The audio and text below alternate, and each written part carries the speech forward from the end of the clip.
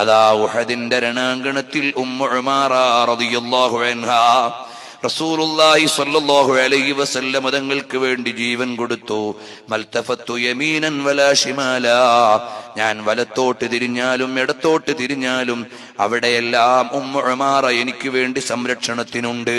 അത് യുദ്ധം ചെയ്യാൻ പോയതല്ല, സ്വഹാബത്തിന് സേവനം ചെയ്യാൻ ഒട്ടകക്കട്ടിലിൽ ഇരിക്കാൻ പോയതാണ്. പക്ഷേ നബി തങ്ങൾ ഒറ്റപ്പെട്ടെന്നറിഞ്ഞപ്പോൾ എല്ലാം ഒഴിവാക്കി ചടിയിറങ്ങിയതാണ്.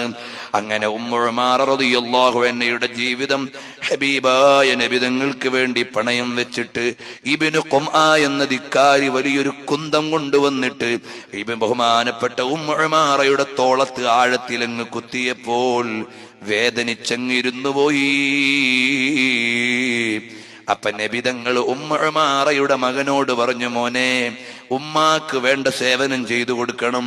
അപ്പൊ ഉമ്മ പറഞ്ഞു, മോനെ എന്നെ നോക്കണ്ട, നീ റസൂലുള്ളാഹി സ്വല്ലല്ലാഹു അലൈഹി വസല്ലം തങ്ങളെ നോക്കിക്കോ, ഞാൻ മരിച്ചാൽ ഇവിടെ ഒന്നും സംഭവിക്കാനില്ല.